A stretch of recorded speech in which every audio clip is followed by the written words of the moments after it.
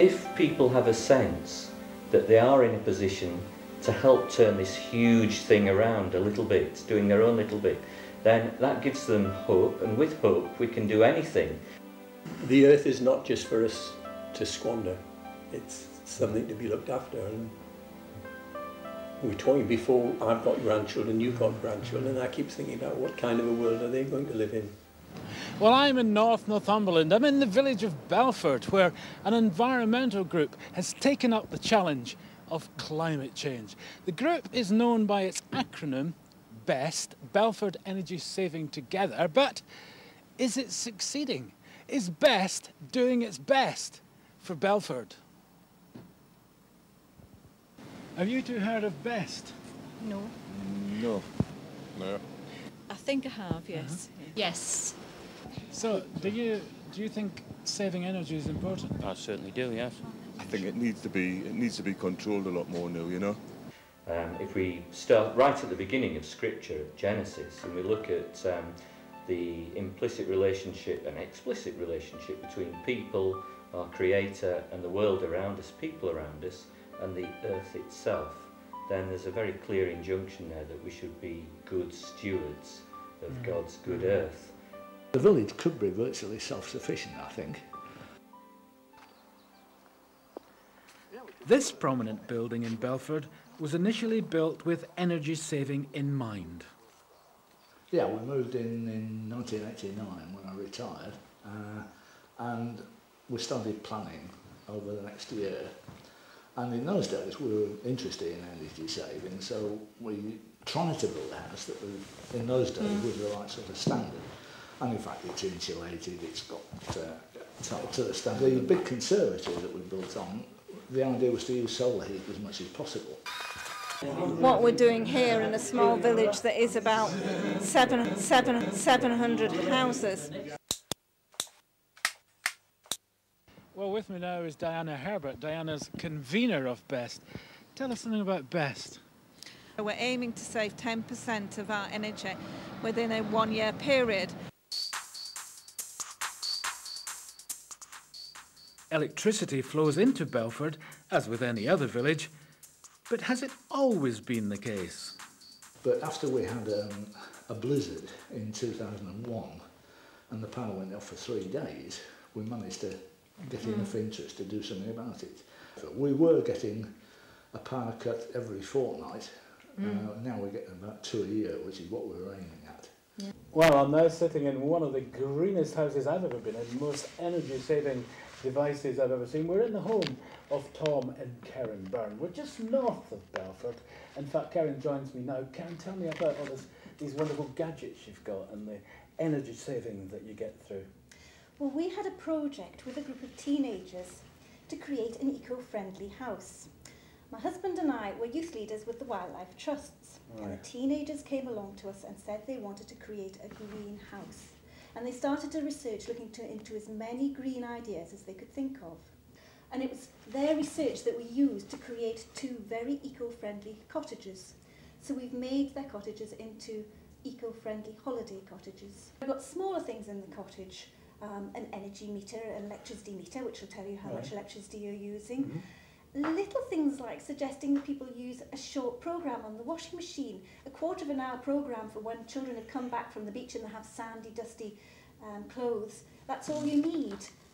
I was interested in you were telling me you have guests come to stay and you don't charge them for the electricity, but you do monitor what they're using. It must be quite something. We encourage everybody to have a look and see how much energy they've used during the week and to compare how much energy they've used with the people who were there about the same time, either the year before or even just the week before.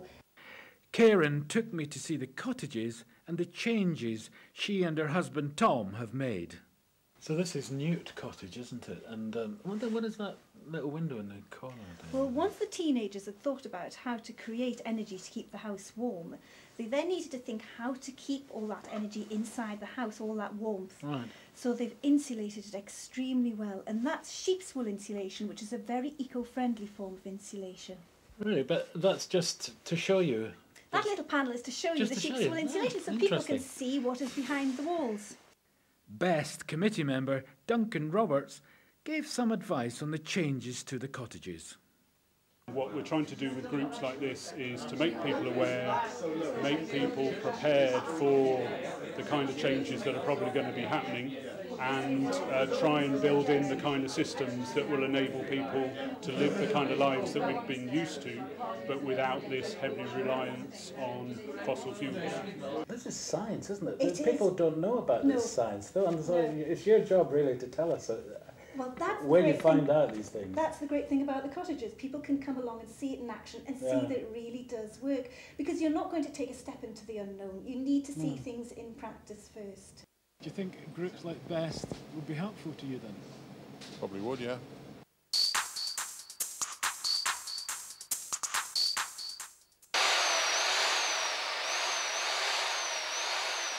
So here we are, trying to conserve energy, and here's the latest bit to fit into the jigsaw puzzle. We've got a low energy bulb to go into this old fitting up here, which has been on the corner of the building, not used for years. The last old-fashioned incandescent bulb broke ages ago. Nice 50 watt low energy, and it fits into the old fitting like a glove. But so many houses are depending on electricity for heating that if we could insulate, that would reduce the amount of power used for that.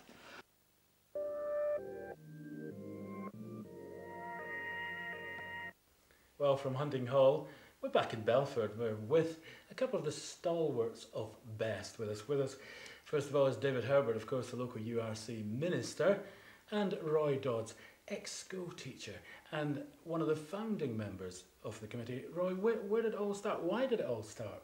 Diana rang me up and we decided to write letters to Colin MacDonald, who is the man in charge of the trust, and say thought it would be a good idea if Belford were a carbon neutral village.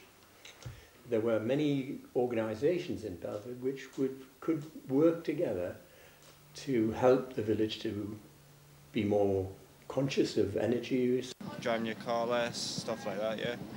Or water. We get all the water for the garden, obviously from the rain. Good water butts. I recycle rubbish. Just switching lights off, just try to do your part for the saving environments. How do you actually measure your carbon footprint? Is this a big job or is it a big deal? Well, I think once we got started, the idea was that we would try and have some measure of what energy was being used by the village as a whole. So we had a first meeting. We've kind of wanted it to be an event that everybody can come to, that there's a common ground, and it certainly has worked. And I think the issue about saving energy and saving money is something everybody can appreciate, whatever the age they are. As part of the B.E.S.T. camp, Age of Stupid, a film directed by Franny Armstrong and starring Pete Postlethwaite, was shown at the local church hall.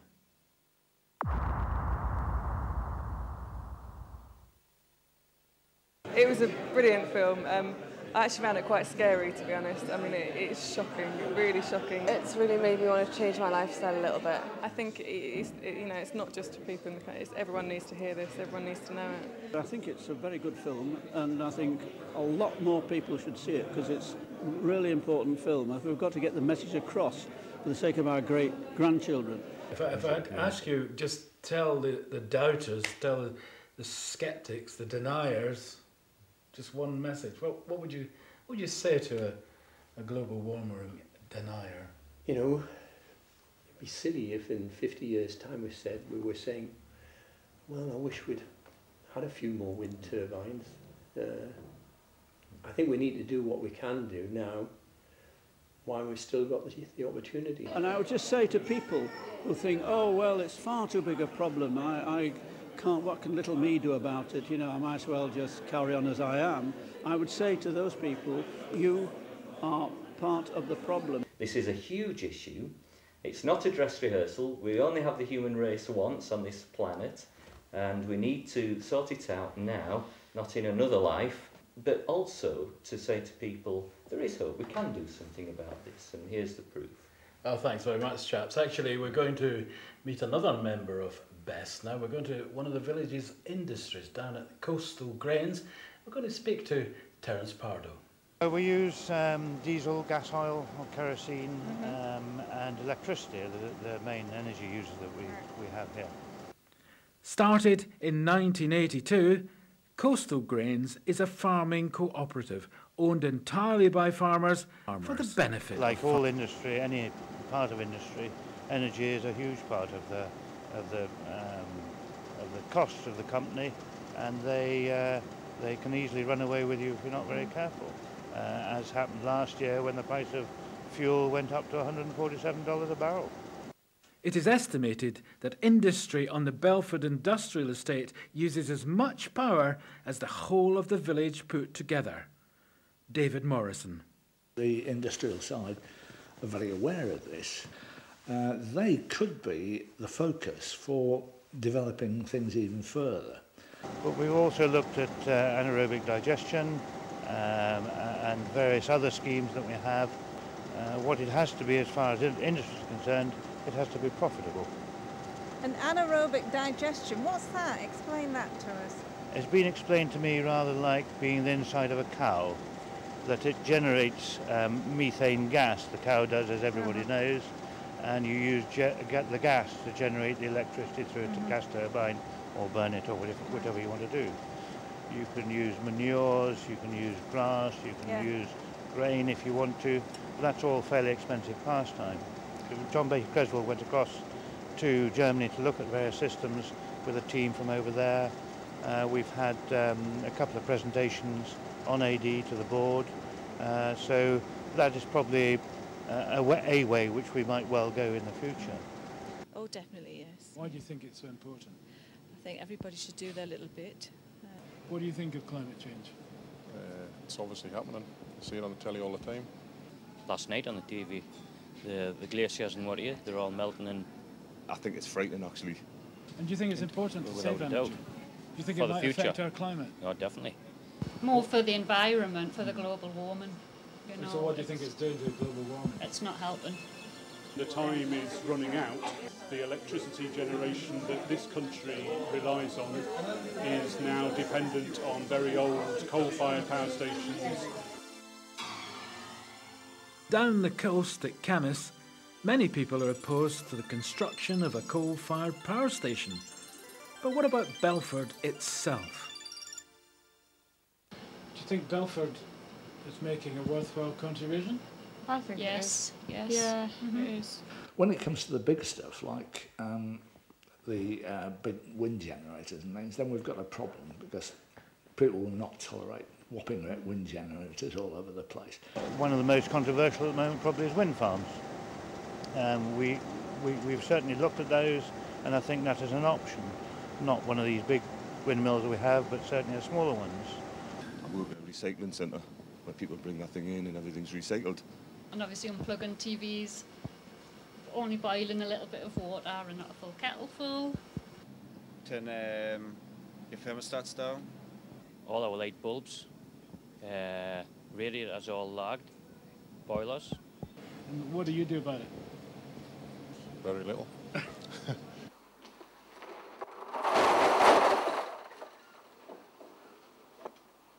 Work has already begun to save energy in this house. This wall is 300 years old and insulation is being added to the gable end to keep the house warmer. Next door, Jeff O'Connell is having fascinating. So it's a really nice little reminder of the fact that electricity isn't free, that devices that are plugged in but aren't being used are still drawing down some electricity. And this is the bit that, within reason, you can have any distance from the actual electricity main itself.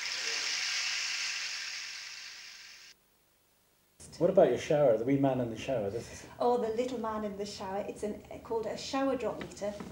So to try and encourage us to think about how much water we're using, this little meter measures the amount of water that's coming through the shower, and when you've reached 35 litres, which is the recommended amount, it beeps. There's a little picture of a man inside the meter, and it fills up. So when he gets right to his head and the water's coming out of his ears, then it beeps, and you know you've used 35 litres. We've also been able to give a grant of £500 towards the local residents' Christmas lights committee, and they've been great this year, and they've created some new lights, and they're going to be switched on this weekend. A team of 5 of us have been putting the lights up. 2 of the volunteer fire service have been kindly running up and down the ladders, and then the others have been stringing them out and connecting them together, making sure that everything was set for tonight. There's hundreds of strings of lights, 10-metre lengths, and the decorations have all been redone as well with LED lights as well. So everything's on a low cost, so it's turned out really well. I'm really pleased. 5% were used last year, and all of these lights, actually it's less than that because we only lit the marketplace last year. This year we've lit the whole village, and it's still only 5% of the electricity that we're using. They are very expensive. They're not cheap at all. I mean, one string of lights, 10-metre string, costs about £35. So you can see that, you know, we've spent about £2,500, nearly £3,000 on low energy lights this year. I think it's shocking in a way that our governments haven't been doing enough. I don't think they have been at all. I don't know. I mean, there seems to be general agreement among scientists that there's global warming. If you say, well, I'll do my little bit and do a bit of recycling, then, or whatever, then you are part of the solution. With the Eco, we'd slashed our bills for electricity by 30%. It would be nice to see the village do something really big.